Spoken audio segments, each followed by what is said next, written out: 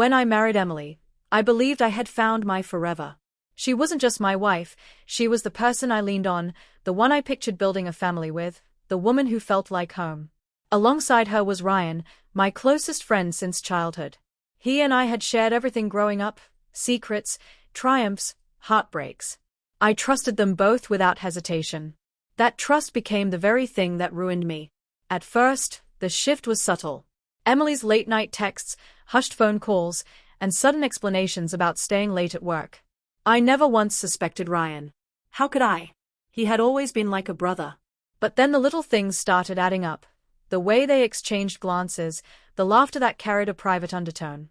My instincts were screaming, but I shoved the thought away, unwilling to believe the two people closest to me could betray me. Then came the moment that shattered everything. I found a positive pregnancy test in the bathroom. My heart should have overflowed with happiness, but instead, dread washed over me. We hadn't been trying for a baby, and the timing made no sense. Fear began eating at me. I started asking Emily gentle questions, searching her face for answers. She brushed me off with a nervous smile, insisting it was a blessing we hadn't planned for. But only a week later, I overheard her speaking to Ryan on the phone. Her words stabbed through me. "Don't worry, he thinks it's his." My knees went weak. In that instant, my wife and my best friend destroyed me. Instead of exploding, I chose patience. I hugged Emily, congratulated her, and told her I was thrilled. She lit up, convinced I had no doubts. Ryan kept showing up at barbecues, raising his glass with me as though nothing was wrong. Outwardly, I smiled. Inwardly, I was sharpening my plan. I went with Emily to every doctor's appointment, held her hand, and played the role of the devoted husband. Meanwhile, I quietly contacted a lawyer, collected evidence, and made sure every betrayal was recorded. Ryan had a lot at stake too, a career, a reputation, and even a fiancé.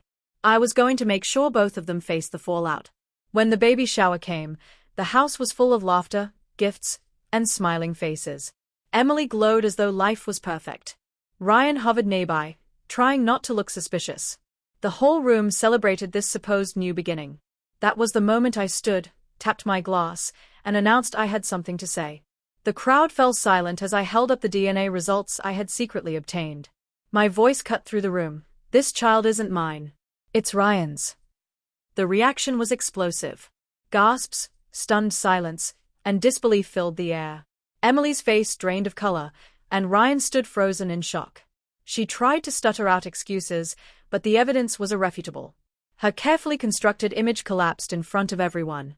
Ryan's fiancée burst into tears and stormed out, while his parents turned their backs on him immediately. The aftermath was brutal.